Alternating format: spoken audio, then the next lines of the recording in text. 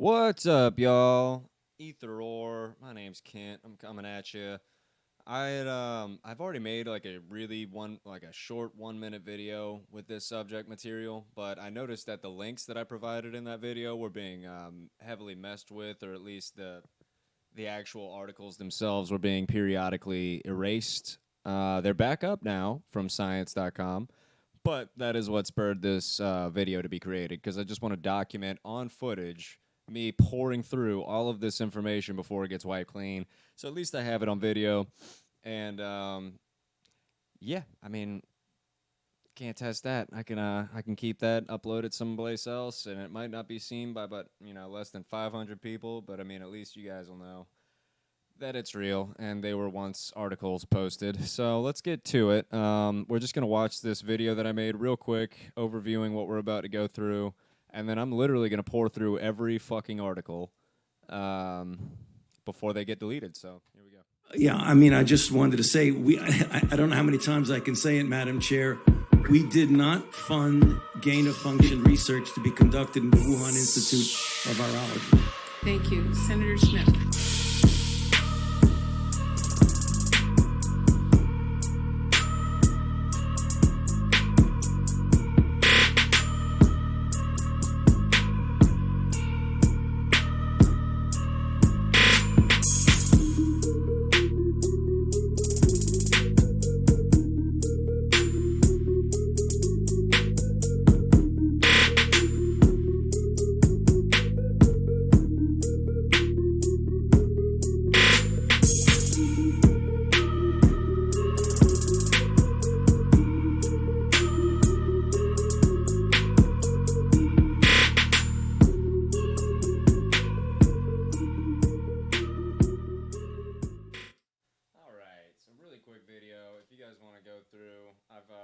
I've got all the links to everything and more that I posted. We're actually going to go through more than is in that video, but that was just like a 1 minute quick try to get it on TikTok. But I mean, I don't really know how to work the algorithms on these things, and I don't really care to. It's just I'll put it out there, do what I can with it. But Yeah.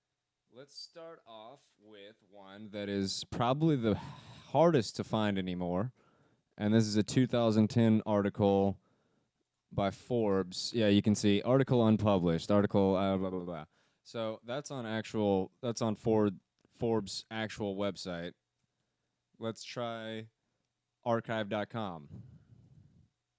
Oh no, it seems temporary offline. Oh no, what? Internet Archive, but you're our friend, I thought. Nope, just another controlled outlet. All right. But when it works, and it's nice. But there's other places you should be saving links whenever you find them, because Internet Archive is not. The Wayback Machine is not your friend. It's only there for now. So, I mean, and I was having problems with it the other day, finding articles, and now it's completely temporarily offline. So, we'll not even worry about that, because I've got all of this saved as screenshots. So, let's just go ahead. Why the WHO faked a pandemic. This is a 2010 article written by Michael Fumento. February 5th, 2010, 4:35 p.m. EST, and it was originally posted to Forbes. Let's go through it. We're just going to read the whole thing. The World Health Organization has suddenly gone from crying the sky is falling like cackling Chicken Little to squealing like a stuck pig. The reason charges the agency deliberately fomented swine flu hysteria. The world is going through a real pandemic. The description of it as a fake is wrong and irresponsible, the agency claims on its website. A WHO spokesman declined to specify who or what gave this quote-unquote description, but the primary accuser is hard to ignore. The Parliamentary Assembly of the Council of Europe, PACE, a human rights watchdog, is publicly investigating the WHO's motives and declaring a pandemic. Indeed, the chairman of its influential health committee, epidemiologist Wolfgang Wodardt, has declared that this is a false pandemic, quote-unquote, and is, quote, one of the greatest medicine scandals of the century. Up until 2020, unquote, up until 2020, Wodardt. All right, second part. Even with the agency, the director of the WHO Collaborating Center for Epidemiology in Munster, Germany, Dr. Ulrich Keil, has essentially labeled the pandemics a hoax. We are witnessing a gigantic misallocation of resources, 18 billion so far, in terms of public health, he said. They're right. This wasn't merely overcautiousness or simple misjudgment. The pandemic declaration and all the klaxon ringing since reflect sheer dishonesty motivated by medical concerns, but political ones. Not by medical concerns, but by political ones. Unquestionably, swine flu has proved to be vastly milder than ordinary seasonal flu. It kills a third to a tenth the rate, according to U.S. Center for Disease Control and Prevention estimates. Data from the other countries like France and Japan indicate it's far tamer than that. Indeed, judging by what we've seen in New Zealand and Australia, where the epidemics have ended, and by what we're seeing elsewhere in the world, we'll have considerably fewer flu deaths this season than normal.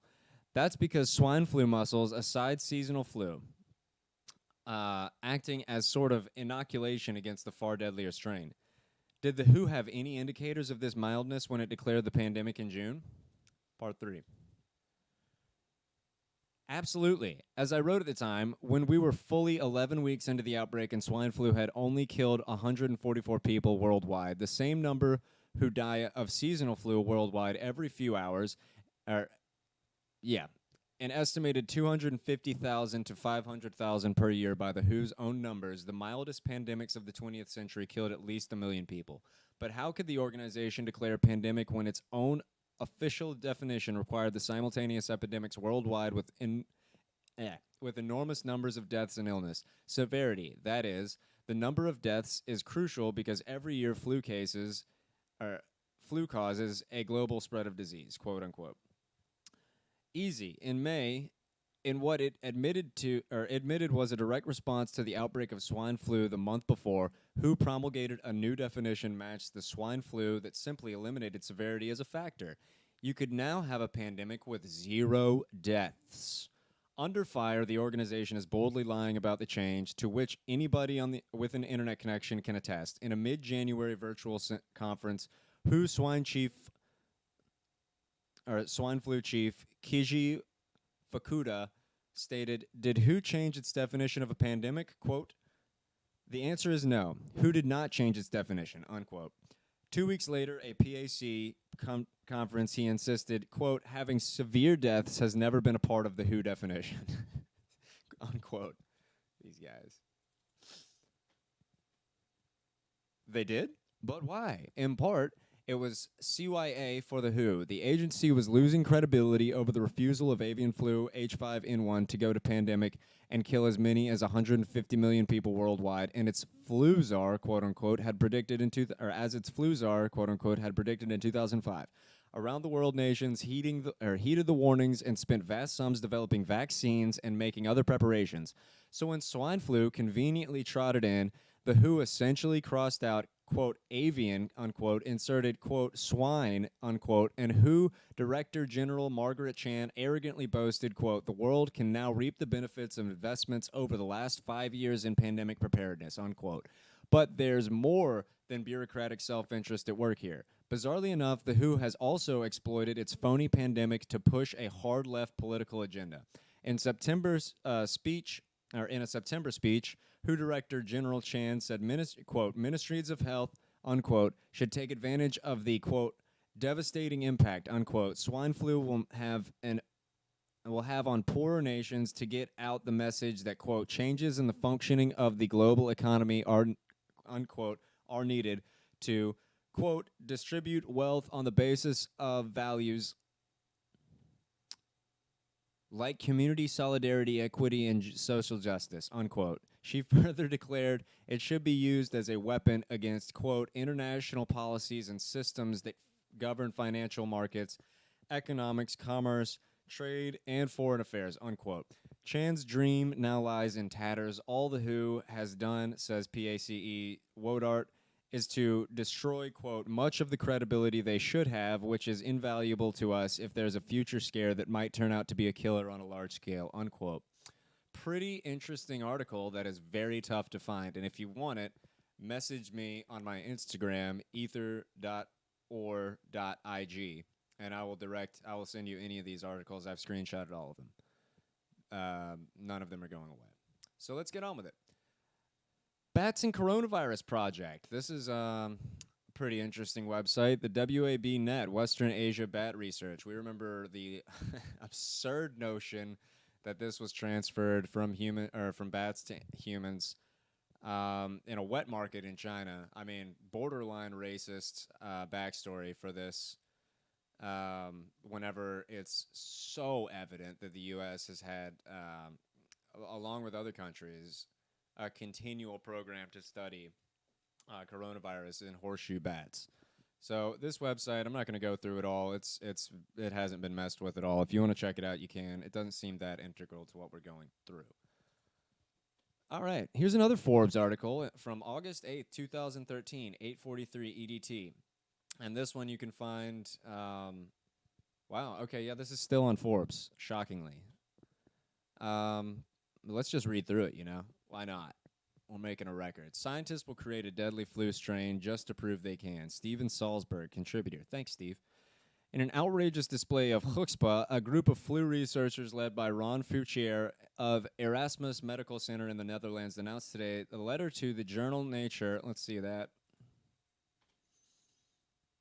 All right, you can see that this is accessible. If you want to go through this information, you can. That they were planning to engineer the new H7N9 avian flu strain to give it new, possibly more, or much more deadly capabilities. Fouchier is the same scientist who 2 years ago adapted the highly pathogenic H5N1 flu strain so that it could be passed from human to human, which it cannot do in its natural form. The resulting outcry delayed publication of his paper, but eventually did appear. Now they want to do the same thing and much more with the new H7N9 influenza virus, which has killed 43 people in China to date, and which epidemiologists are tracking with great concern. They should track Fouchier and his lab instead. Wait a second, protests Fouchier. He promises that, quote, all experiments proposed by influenza investigators are subject to review by institutional biosafety committees. The committee includes experts in the field of infectious diseases, immunology, biosafety, molecular biology, public health. Also, members of the public represents views from the outside research community, unquote. Sorry, but I'm not reassured. Fouchier's group wants to do this research because it's all they know how to do, and I suspect because they enjoy the publicity. Despite their claims that the research is vital to our understanding of the flu, none of their past work, including their work on H5N1, has changed our ability to respond to a pandemic. As flu experts Michael Osterholm said in a report by the Associated Press, quote, H5N1 surveillance is as haphazard today as it was 2 years ago. Should we do the work if it's not actually going to make a difference? Precisely. Fouchier and his colleagues can't do surveillance, nor do they work on vaccine development. They have laboratories where they can engineer the flu virus to make new strains, so that's what they want to do. 2 years after the controversial H5N1 experiments, they haven't contributed to any improvement in our ability to control a pandemic, nor have they shown how to develop a better flu vaccine. The benefits of creating a deadly new H7N9 virus are marginal at best. What about the risk? As reported the Daily Mail, Fouchier and his colleague Yoshihiro Kawoka. It's funny that nobody considers the Daily Mail like a very legitimate source, but like Forbes is allowed to quote them. I mean, and Forbes is considered very reputable. So it just shows you how thin like any real credibility amongst the media goes. It's all perceived. H7N9's pandemic risk, quote, this is Kawoka. H7N9's pandemic risk would rise exponentially if it gained the ability to spread more easily among the people, unquote. Really? And from this, they concluded it's a good idea to engineer a virus that can do exactly that, spread more easily among people? Are we supposed to take that or this risk because of some theoretical benefit from a vague, better understanding, unquote, of how mutations in the virus change this pathogenicity? Although Fouchier is in Rotterdam, the NIH funds part of his work through the National Institute of Allergies and Infectious Diseases. Anthony Fauci, the head of NIAID, offered the reassurance that a special panel will review H7N9 project and, quote, Fauci, if the risk is felt to be too high by this outside review, they will recommend it won't be done and we won't fund it, unquote. Despite the additional oversight, I remain skeptical. These special panels tend to include other scientists who are very sympathetic with the work they are reviewing, as was demonstrated 2 years ago when the H5N1 work was published despite the grave concerns expressed by many outside the field. I predict they will approve Fouchier and Kawaka's experiment. Here's a thought though. Put me on the panel. I've published multiple research paper on the influenza virus, including this paper in Nature. Let's see what that is. Large-scale sequencing of human influenza reveals the dynamic nature of viral genome evolution. All right, you can check that out if you want to. I might save it in my COVID thing. This is the other one. Yeah. All right, so this guy's publishing on Nature a lot, so I mean, worth checking out if you're interested. So I think it's fair to say I'm qualified, but somehow I doubt they will do that. All right, thank you, Stephen Salzberg. Good article. All right. So, I mean, we've already got Fauci's name. This is what I would consider gain-of-function research, would it not be? Scientists will create a deadly new flu strain just to prove they can. We'll show later that this, I'm pretty sure this went through. I don't want to mince words, so let's wait until we get to that article. So, on our timeline of COVID, next we have October 30th, 2013. And this article was recently deleted off of Science, and now it's back on. I've got it saved other places, and I've got it saved as pictures, so it's not going anywhere. But Science, the other day, had something saying, uh-oh, this doesn't look like Science, with a little dude in a monocle. So, I mean, that's why I'm making this video. And it's by Kai Kupferschmidt. This article can also be found on another website. And if it gets deleted off Science, then I'll upload it to that. This is all.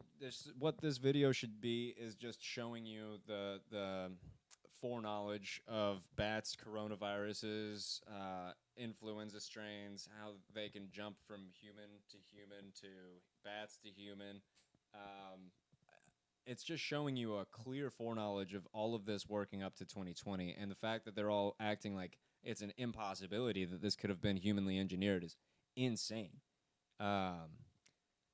And bullshit.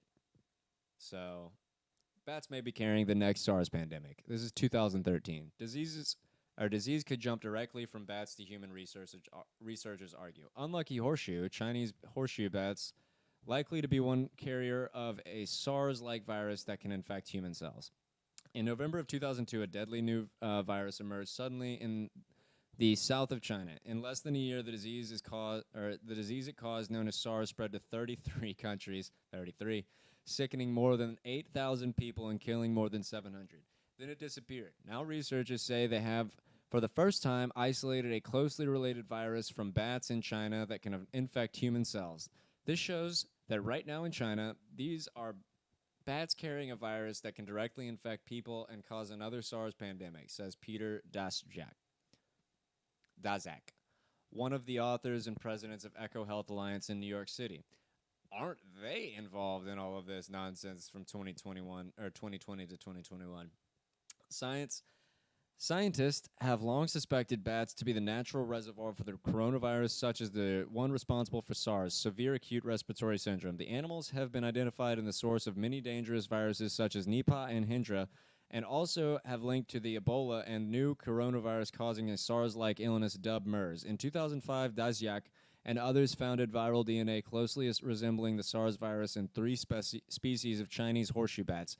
However, while the sequences of those viral genomes were 88% to 92% identical with that of the SARS coronavirus, they showed marked differences in regions coding for the so-called spike protein. In the SARS virus, this protein binds to a receptor on the surface of human cells, mediating its entry. The differences meant that the bat virus would not be able to infect human cells, and because some palm civets were found to carry a virus almost identical to the human SARS virus, most researchers have come to believe that SARS spread from bats to civets, probably in a Chinese market, where these animals and other animals come.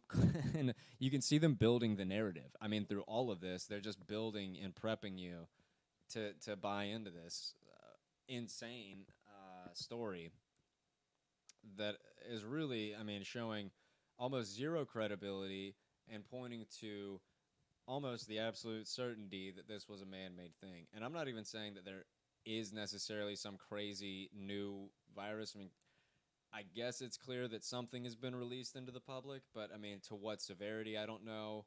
Maybe it's just been released so as they do upgrade through booster shots, it becomes more and more dangerous. I don't know. I'm just saying the point of this video is to show clear foreknowledge of gain-of-function research across the entire medical community. I don't know how you could be a scientist in this field at all without knowing that this research has been going on. It's insane. So we're not going to go through this entire article. I mean, I guess we can.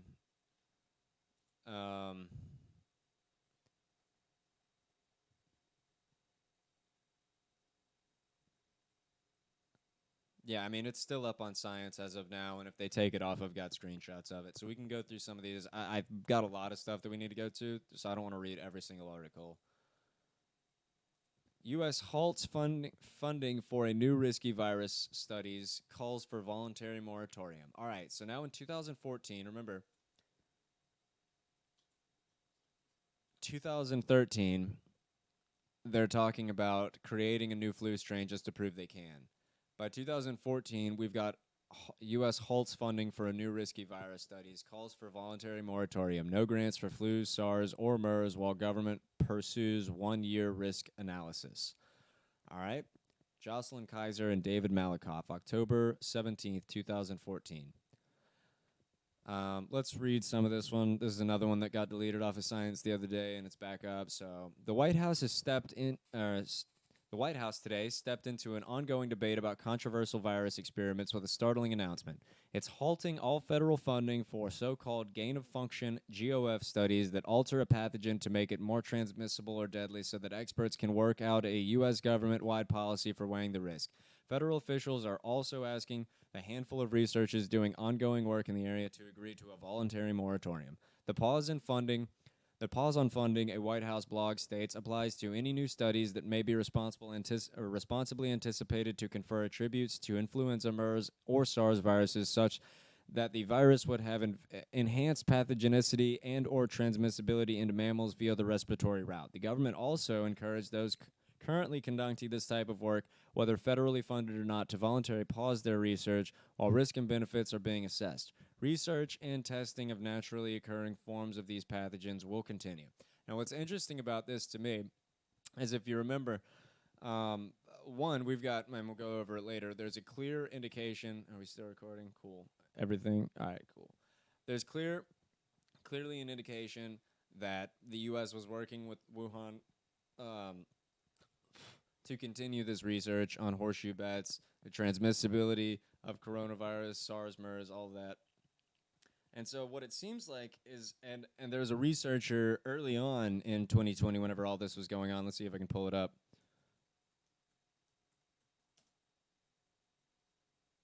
I don't have this one prepared. I think it was one of the things. Yeah, here we go. Death of researcher and apparent murder-suicide may have been thwarted. Significant findings about coronavirus. Oh, yeah. Totally not conspicuous here. Read this. It's sketchy as hell. I don't know. I don't remember exactly what. But this guy was working on information about the coronavirus. So what this U.S. halt in funding tells me is that they didn't want other people outside of their purview working on this information and possibly having an answer to it whenever they represented this false narrative in 2020. So, and Fauci talks about how they had a mandatory or a voluntary moratorium. I think it goes into, so you absolutely did not get funding after a little while. After much discussion, a decision to publish the papers, a one-year voluntary moratorium by researchers on new gain-of-function flu studies and new U.S. rules, the work resumed last year. But as new papers on human-made H5N1 and other dangerous flu strains have come out in recent months, concealed have been rekindled in parts because of lab accidents at the U.S. Centers for Disease Control and Prevention that raise questions about the safety of U.S. high-containment labs. If you want to get into it, there are so many stories about Fort Detrick, all of these different places where they're doing these tests and how they have dangerous pathogens escaping from these labs. I mean, it seems like they have either an intent to have these accidentally released or they have absolutely no consistent protocols on how to make it effective because there's so many stories about this happening and labs getting shut down or labs going on for too long. So let's continue. Doing diligence to assess the risk and benefits of life science gain of function research. October 17th, 2014 at 3:30 p.m. 33. Summary: The White House Office of Science and Technology Policy and Department of Health and Human Services today announced the U.S. government is launching a deliberative process to assess the potential risk and benefits associated with subset of life sciences research known as gain-of-function studies. Following recent biosafety incidents at federal research facilities, you can go through those, the U.S. government has taken a number of steps to promote and enhance the nation's biosafety and biosecurity, including immediate and longer-term measures to review activities specifically related to the storage and handling of infectious agents.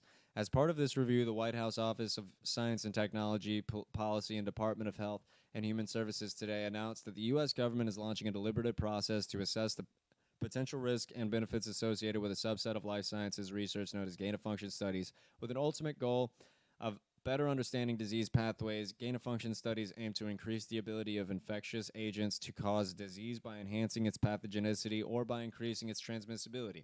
Because the deliberative process launching today will aim to address key questions about the risk and benefits of gain-of-function studies. During the period of deliberation, the U.S. government will institute a pause on funding for any new studies that include certain gain-of-function experiments involving influenza, SARS, and MERS viruses. Specifically, the funding pause will apply to gain-of-function research projects that may be responsibly anticipated to confer attributes to influenza, MERS, or SARS viruses, such that the virus would have enhanced pathogenicity and or transmissibility in mammals via the respiratory route. During the pause, U.S. government will not fund any new projects involving these experiments and encourages those currently conducting this type of work, whether federally funded or not, to voluntarily pause their research while risk and benefits are being reassured. The funding will not apply to the characterization of testing or naturally occurring influenza, MERS, and SARS viruses unless there is a responsible expectations that these tests would increase transmissibility or pathogenicity.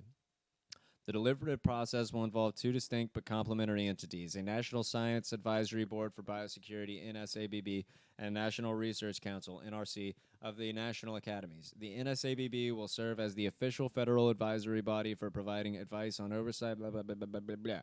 You can go through this if you want to. I'm just making the case that all of this was going on and it's not at all involved in the conversation. Or if it is, it's pushed to the background because I think it's clear that they don't want people looking into this information too thoroughly.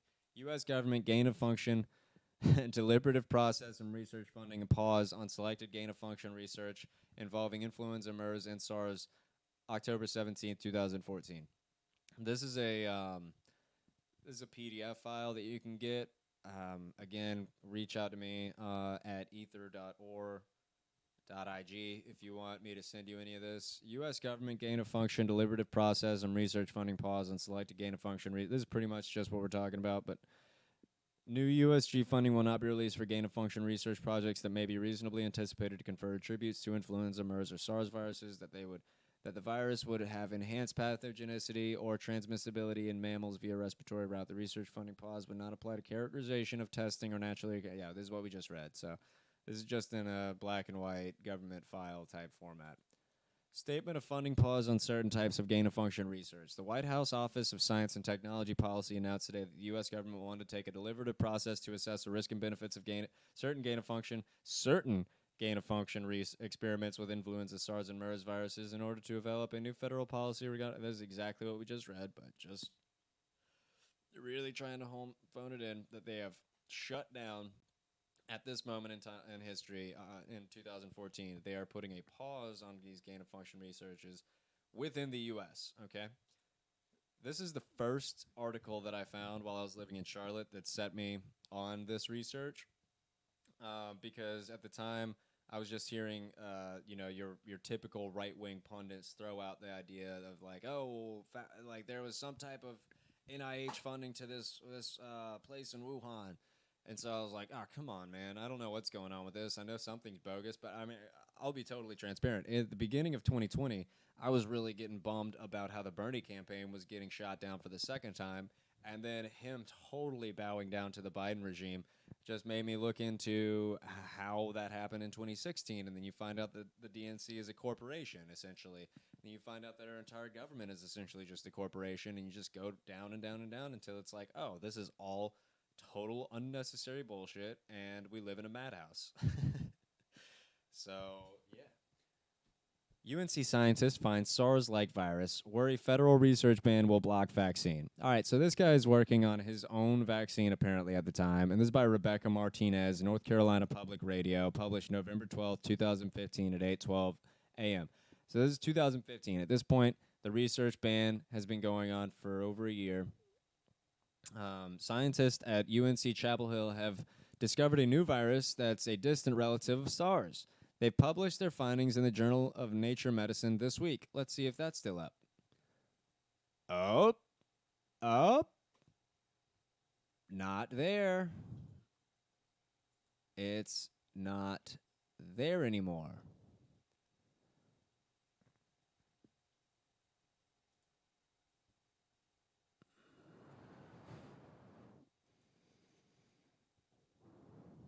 Let's see.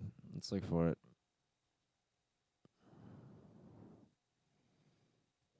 They have findings. Well, y'all can go through and see. I mean, I'm trying to make this as concise as possible while still giving you all of the articles on film. Epidemiology and immunology professor Ralph Barrick says this virus is on the opposite end of a genetic range of coronaviruses found in bats that can also affect human cells. All right, so this guy is talking about making a vaccine in 2015 for coronavirus that is transmissible from bats to humans. And his research gets shut down. I'm not going to be a proponent or a totally anti-vax person. I don't trust anything at this point unless I go and look at all of the information myself, which I suggest everyone do. But this guy, Ralph Barrick, in 2015, is working at UNC to develop a coronavirus vaccine that would be protective of human to bat or bat to human coronaviruses, which sounds exactly like the research that they started funding in Wuhan was doing. And there's, I believe, a correlation to UNC Chapel Hill to Wuhan, if I'm not mistaken. There is a triangle of research facilities in North Carolina, and I didn't know about any of this before I was literally living in Charlotte and doing this research last year. All right, back to the article. Quote, these are two boundaries that you need to make sure your vaccines and drugs work against, unquote, Barrick says, quote, and if you do, if you can get the bookends, then you can probably control everything else in between, unquote. Both can infect human lung tissues. A SARS outbreak killed 800 people a decade ago. But because of public safety concerns, the federal government has halted research that could result in viruses like SARS being made stronger in labs. Barrick's research has been cleared so far. He's worried about vaccine experiments. Since the final decision does not have to be made, we could be stopped from doing any of this in the future. Barrick says we want to have a potent vaccine ready in case of an outbreak rather than needing to wait and develop one after an outbreak occurred. Rebecca Martinez, thanks for this article. It sent me off on a tailspin. So as you can imagine, at the beginning of 2020, the vaccine was not being pushed out and shoved down people's throats. And so the idea that they had shut down this guy who was working on it and totally seemingly could have had something to offer the people, I'm not going to propose whether or not he would have been successful, but it's definitely concerning that this guy, you've got a researcher working on this in 2020 that commits suicide, and then you've got this guy in 2015 getting shut down because he's like, I can have a vaccine ready before we even need it.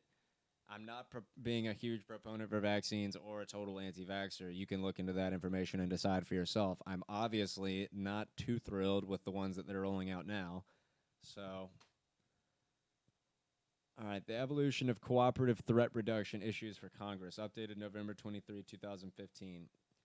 Summary, the United States uses a number of policy tools and addresses the threat of attacking using chemical, biological, radiological, and nuclear CBRN weapons. These include a set of financial and technological programs known variously as Cooperative Threat Reduction, CTR programs, non-proliferation assistance, or global security engagement. Congress has supported these programs over the years, but has raised a number of questions about their implementation and their own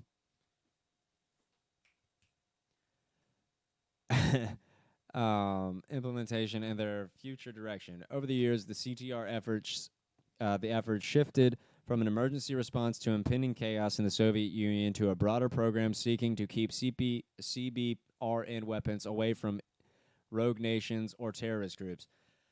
It has also grown from a DoD-centered effort to include projects funded by the Department of Defense, the State Department, the Department of Energy, and the Department of Homeland Security (DHS). Together, these agencies sought nearly 1.67 billion for these programs in FY 2016. I think FY means fiscal year.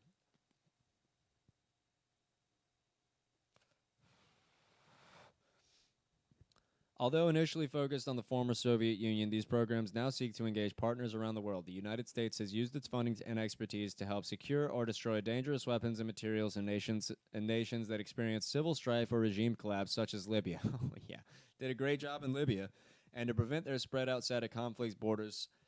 As with Syria's neighboring countries, U.S. cooperation has nearly stopped, with many of the CTR projects in Russia winding down after the June 2013 expiration of the Memorandum of Understanding that governed DoD's cooperation with Russia.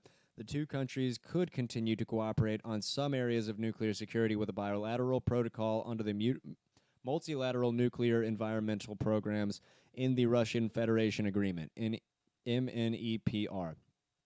In its oversight of these programs, Congress has addressed questions about the coordination and priority given to these programs, about partner nations' willingness to provide access to their weapons facilities, and about metrics used to measure progress. Congress has also reviewed efforts to engage nations around the world in cooperative threat reduction and security engagement activities.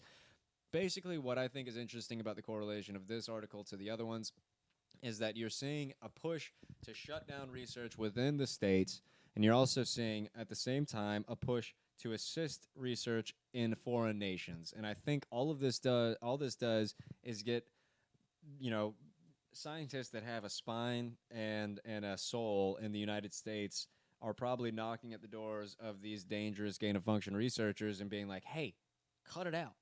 And, moving all of the research efforts over into foreign nations that have a lot less scrutiny from public or from outside interference. There's a clear air of secrecy that we'll get into later on with all of this, and I think that is exactly why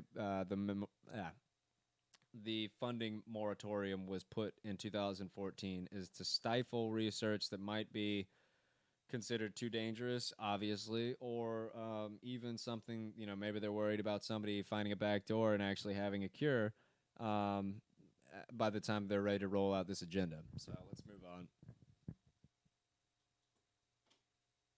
All right, this one, I'm not joining the scientists, but lab-made coronavirus triggers debate. The creation of a chimeric SARS-like virus has scientists discussing the risk of gain-of-function research. This is November 16th, 2015 by Jeff Axt. And this is about the UNC scientist. Ralph Barrick, an infectious disease researcher at the University of North Carolina at Chapel Hill last week, November 9th, published a study on his team efforts to engineer a virus with the surface protein of the CHCO14 coronavirus found in the horseshoe bats in China. So yeah, this is the exact study as we're going back. Bats and coronavirus projects, pandemic prevention. Let's see. The research approach, wait and respond. Wait and respond. Okay. Gemini. My dog's asleep. How Echo Health Alliance and the WABnet are working to prevent... I wonder if Barrick's name is on this anywhere.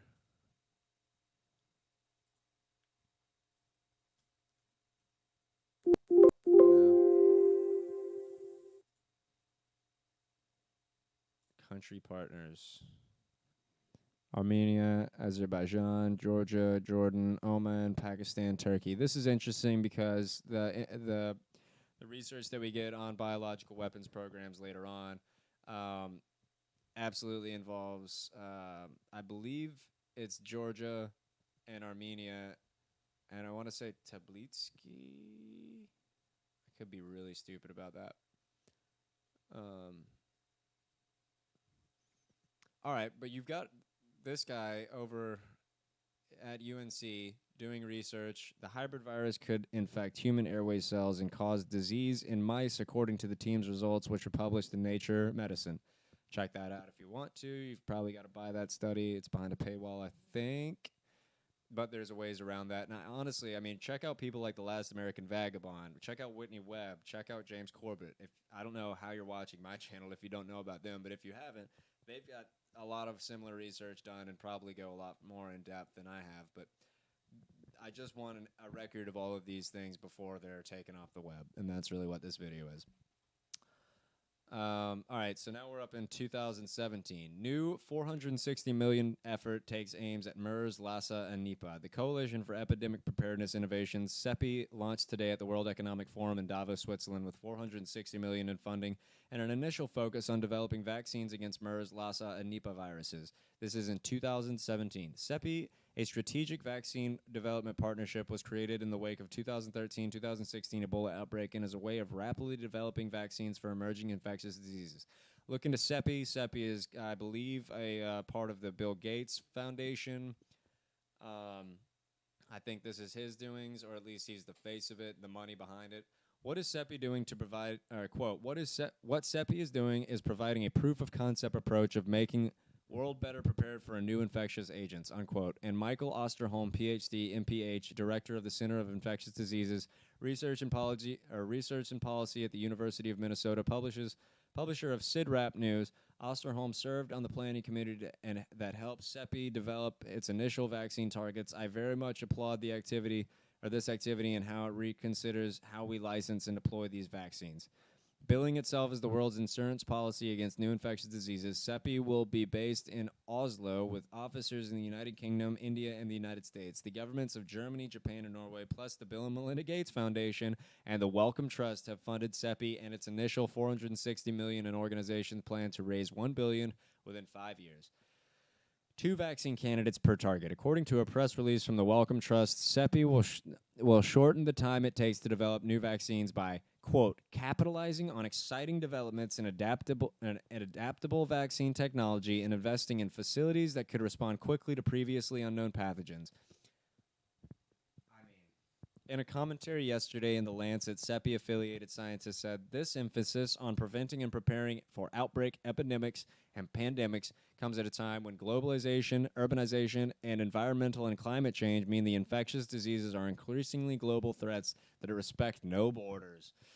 Health protection is therefore dependent on investing collectively in global health security. The chain is no stronger than its weakest link. I mean, all of this rhetoric, you've got Merck, you've got Biomurix, you've got Wellcome Trust Committee, Gilead. I mean, watch James Corbett's incredible Bill Gates documentary. It's absolutely integral to understanding what this information is pointing at. All right, this is one of the, she's not very talked about in any videos that I watch, and I think this is like some of the best information that I've read on our bioweapons project. Her name is Dilyana Gaitandzeva. Sorry, Dilyana, you're an excellent reporter. The Pentagon Bioweapons Program. Let's read this one. This is good.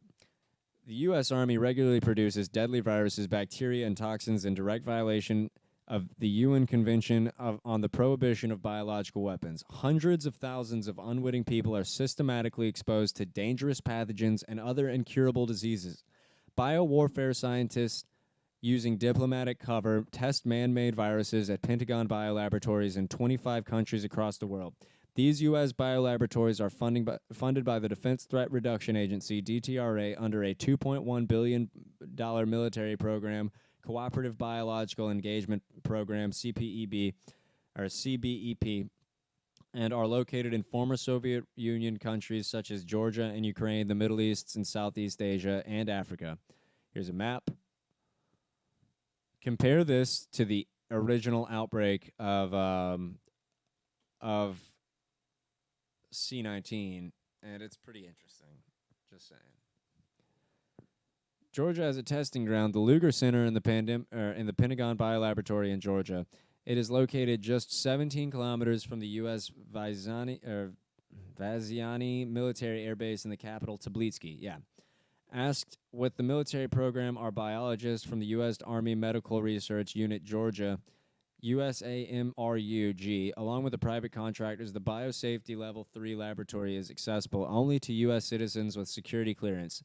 They are accorded diplomatic immunity under the 2002 U.S.-Georgia Agreement on its defense cooperation. We still recording?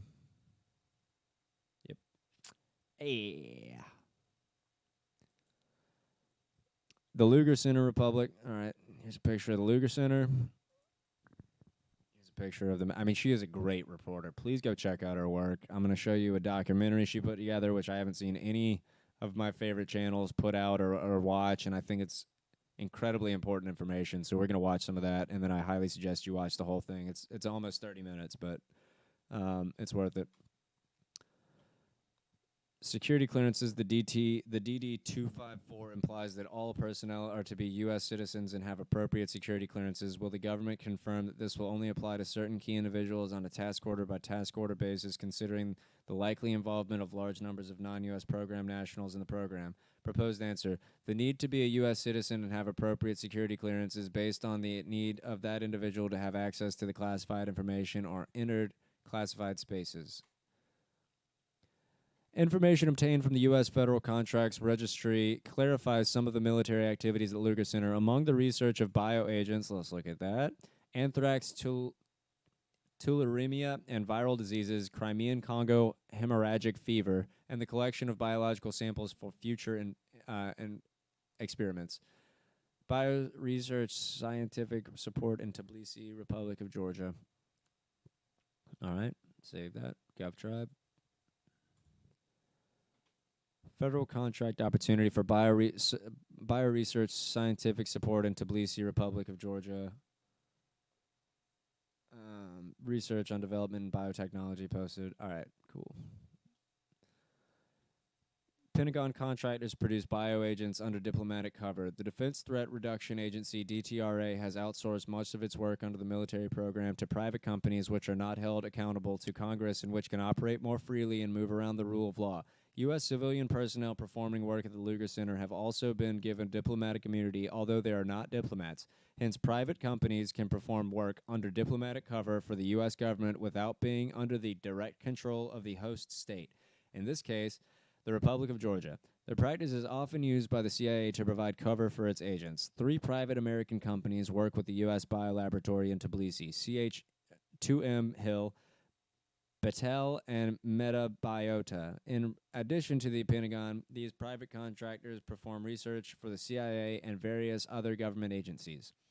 CH2M has been awarded 341.5 million DTRA contracts under the Pentagon's program for biolaboratories in Georgia, Uganda, Tanzania, Iraq, Afghanistan, Southeast Asia.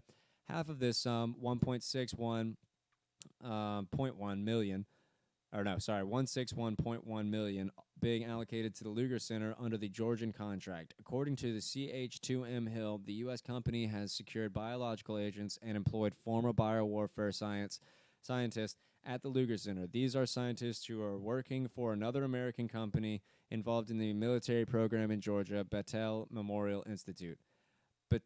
Battelle, as a $59 million subcontractor at the Lugar Center, has extensive research on bioagents, as the company has already worked on the U.S. bioweapons program under 11 previous contracts with the U.S. Army.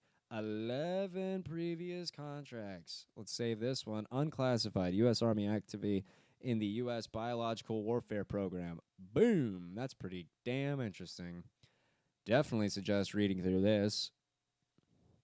The report provides a comprehensive review of the U.S. Army's role in biological warfare programs so that Congress and other government officials can assess accurately NW issue which are being raised continually.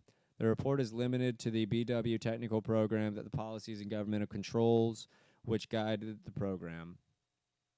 All right, we're not going to go through all of it. Here's all of those Battelle Memorial Institute funded by the U.S. Army. 11 of them.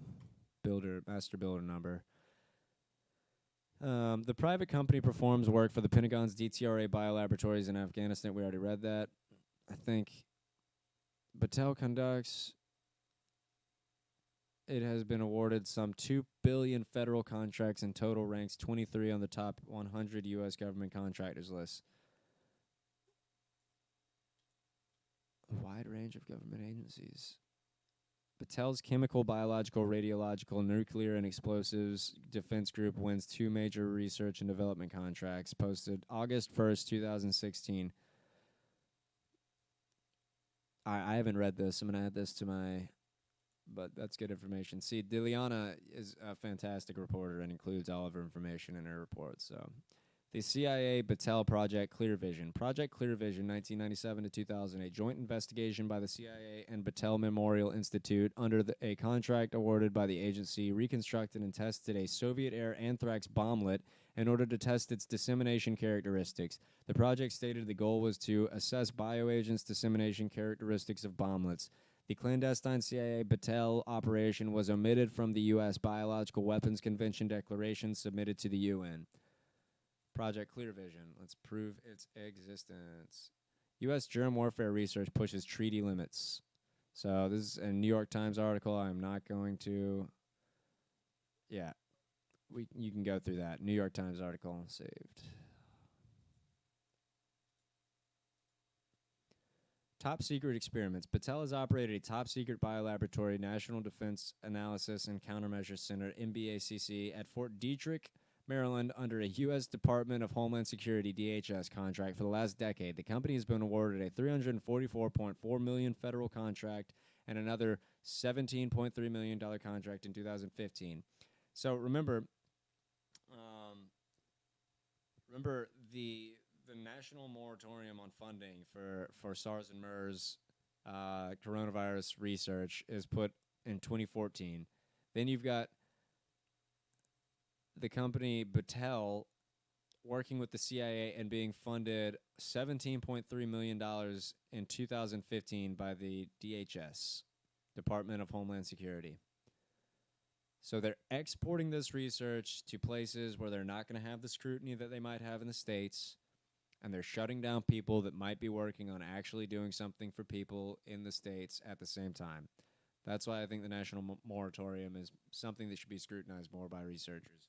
Amongst the secret experiments performed by Battelle at MBACC are assessment of powder dissemination technology, assessment of hazard posed by aerosolized toxins, and assessment of virulence of B. pseudomelia melioidosis, a function of aerosol particle in non-human primates. Melioidosis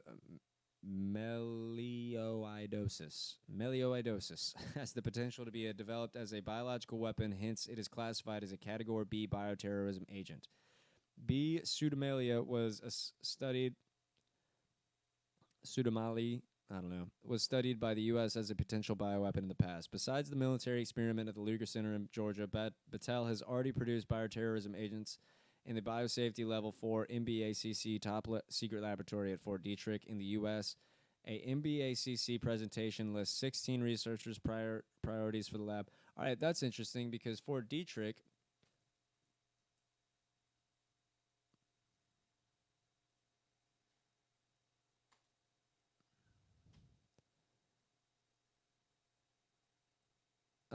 I believe is the...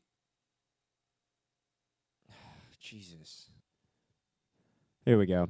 Research into deadly viruses and biological weapons at U.S. Army labs shut down over fears they could escape. Fort Detrick researchers banned from working with anthrax, Ebola, and smallpox until procedures improved. So here's this article by The Independent. Funny name. And America's main biological warfare lab has been ordered to stop all research into the deadliest viruses and pathogens over fears contaminated waste could leak out of the facility. Fort Detrick in Maryland has been the epicenter of the U.S. Army's bioweapons research since the beginning of the Cold War, but last month the Center for Disease Control, this is August 6, 2019, mind you. But last month, the Center for Disease Control and Prevention, the government's public health body, stripped the base of its license to handle highly restricted select agents, which include Ebola, smallpox, and anthrax. Now, I actually don't know the legality of discussing this next article because there's so much leaked documentation in here, and I don't have a way to verify the source. And I'm not discussing with the source. So this is on Arms Watch, and it's also initially Diliana's website as well, the one that I was just showing you. But I definitely recommend you read this article, Project G2101, Pentagon Biolab discovered MERS and SARS-like coronavirus in bats. This was published April 30th, 2020 by Diliana. And, I mean, go through this article, man, because there is so much documentation, and I really don't even know. I mean, I feel like my video is just going to get taken down as soon as I post it if I share the info. I mean, she's got her documentary on this stuff on YouTube, so I would assume it'd be fine, but I really don't know the legalities behind that stuff, so I'm just going to suggest that you look into all of this. Project G2101, the links will be provided below. Also, if any of this is interesting to you, definitely check out this article, The Head of the Hydra, The Rise of Robert Cadleck. You will be filled in on so much of this information. And it is just a fantastic article done by Whitney Webb and some piece of shit that won't be named. And Engineering Contagion, UPMC, Coronathrax, and the Darkest Winter. Both these articles, along with the Project G2101. What this starts to inform you of is there are U.S. Pentagon scientists that are essentially being shielded and treated as diplomats, even though they don't have technical diplomatic immunity.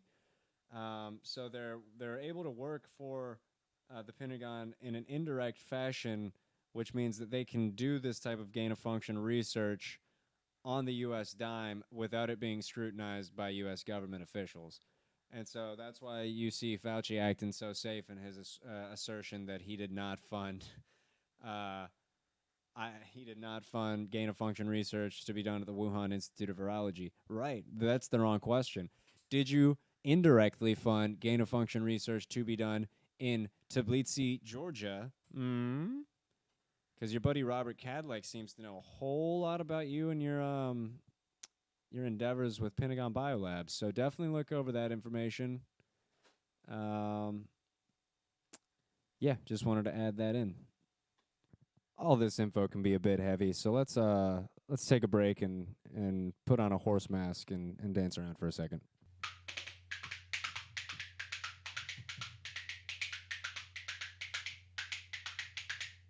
Thank you.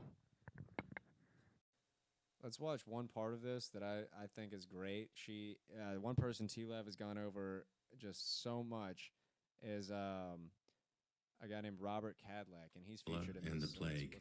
According to the agreement's provisions, international law is not applicable to this agreement. The parties agree that no court, tribunal, or international entity has jurisdiction or authority to consider or provide judgment. Bulgarian reporter Diliana Getiniera asked the U.S. Assistant Secretary of Health, Robert Cadleck, for a comment during a conference on biological weapons at the European Parliament in Brussels, and was immediately expelled from the conference. Why has the Pentagon been operating military biolaboratories in 25 countries, bordering on the U.S. main rivals, Russia, China, and Iran? And why has the number of deadly outbreaks in all those countries increased dramatically since the start of the military program of the United States in these countries? I will just say unequivocally and undeniably, the U.S. does not have a military biological weapons program. Period. End of statement. Number two, we have been working, and I do know for the Department of Defense, they've been working with partners in parts of the world to ensure that those laboratories, and we train them on how to do diagnostic tests on these diseases, to ensure that they can manage them and also safely secure those pathogens so they're not accessible by terrorists or by criminals who would do ill with them. While all these projects classified information, all these biolaboratories of the Pentagon in 25 countries across the world, why are they classified information? They're not classified. They're openly available to anyone who wants to look at them. No, I tried. Okay. No, this is not true. They're classified information. No. You had your chance. It's not an investigation here. This is clearly, I mean, this shows such clear sketchiness. I mean, I look at these people, they're laughing about being questioned, and they're like, oh, this person's ridiculous, even though they just, I mean, this is a microcosm of how they treat all people pressing them for information, and yeah. I'm very sorry. You're talking about of course, but I will not let you. Why can't I will not give you the word like this. We try to answer your questions, but that's not the place here. Case closed. Thank you very much.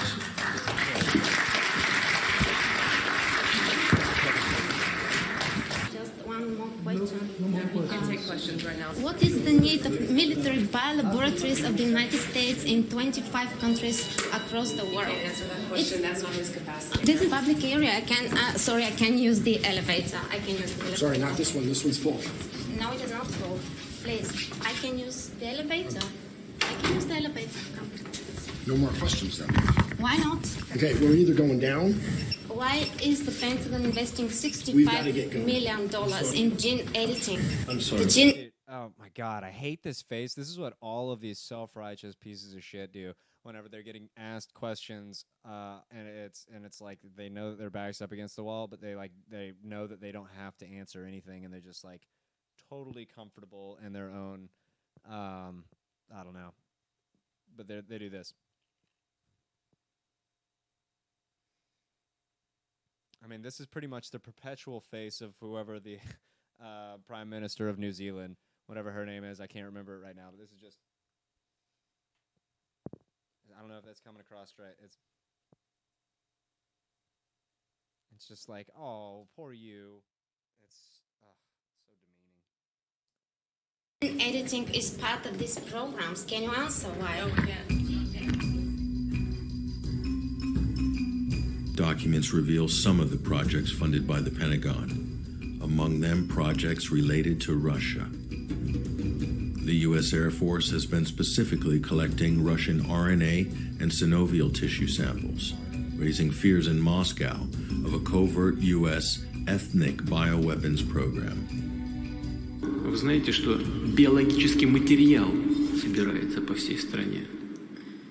Причем по разным этносам и людям, проживающим в разных географических точках Российской Федерации.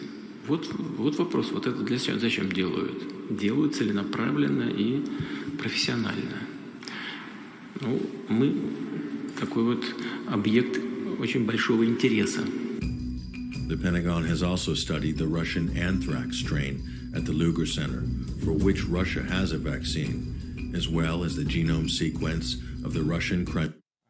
Go and watch this Pentagon Biolaboratories investigative documentary and follow her channel. I mean, 373 subscribers. Come on, guys.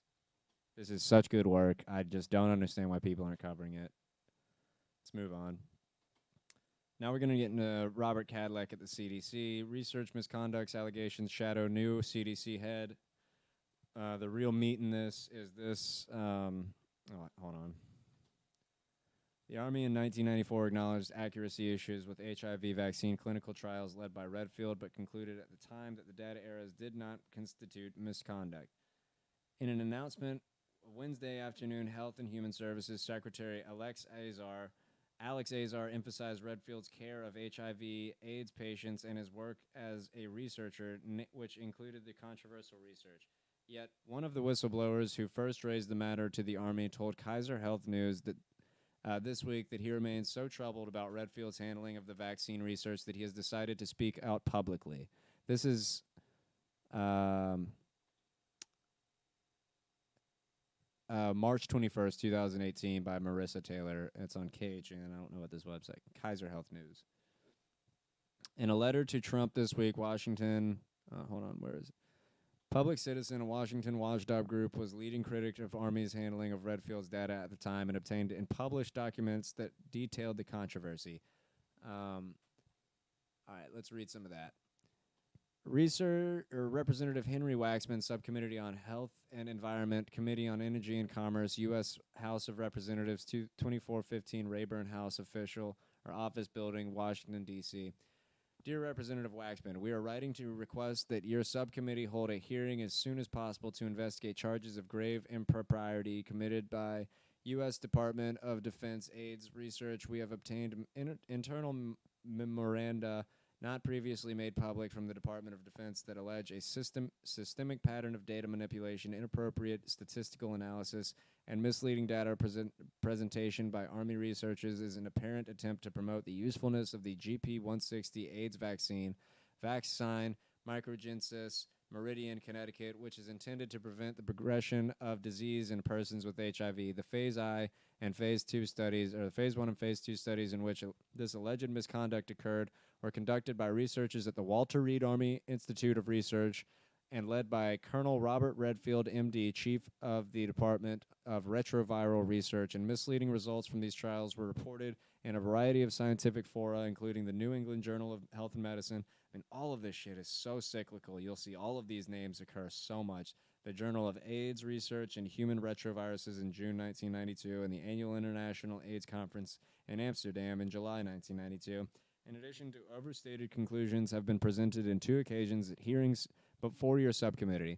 Meeting on October 23, 1992, to discuss the allegations of 2 Air Force research physicians of scientific misconduct by Dr. Robert Redfield, a subcommittee of the Institutional Review Committee at the Wilford Hall U.S. Air Force. So this is really, where is it? The committee agreed the information presented by Dr. Redfield seriously threatens his credibility as a researcher and has the potential to negatively impact AIDS research funded by military institutions as a whole. His allegedly unethical behavior creates false hope and could result in a premature deployment of the vaccine. The need for Phase 2 studies, which stand to answer questions raised in this controversy, to also come into question. And by correlation, I think Robert Redfield's credibility should be called into question now that he is the acting CDC director. As far as I know, he is still the acting standing CDC director in 2021. Whenever back in 1992, he is getting looked at for the way that he's handling the deployment of the premature deployment of the vaccine. So you can go through and read the rest of this. Just pause it or ask me on Instagram, and I'll forward you the file. It's legitimate. All right. Biologists are trying to make bird flu easier to spread. Can we not? Fuck Fox. This research into viruses could help us understand pandemics better, or it could cause one. February 17th, 2019, by Kelsey Piper. Thanks, Kelsey. The bird flu is a deadly virus. I'm not even going to read Vox, but that's an article you can look at. Asia Times. Why U.S. outsourced bat virus research to Wuhan. U.S. funded $3.7 million project approved by... I'm not even really concerned about the Wuhan facility at this point. I'm much more interested in the Lugar Center and the shit that's going on in Georgia. But there doesn't seem to be any discussion about that. Certainly not in the mainstream, at least.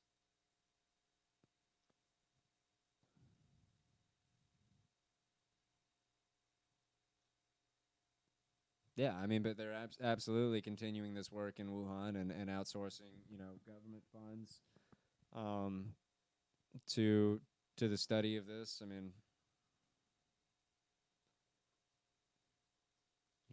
we're documenting other people's research with this video. Look at it yourself. I'm not telling you what to believe. So that's the end. That's pretty much what I wanted to go through. I think we're still recording. Yeah, we are. Say what up, Gemini. Hey, I'm a puppy. All right. So, yeah. If you want any of this information, hit me up on Instagram and I'll send it to you. Reach out to me that way. Please share this information around to whoever you think might be able to chop it up and make something out of it more than I can. I really just wanted to document these articles because I noticed after I went back to my video the other day that they were messing with the links, and some of the articles that I had been looking at throughout my research on this topic had been getting erased. And so to fight the Ministry of Truth, we're going to go ahead and document it on camera and have this video for backup on hard drives. Multiple external hard drives. All right. Thanks, y'all. Check you later.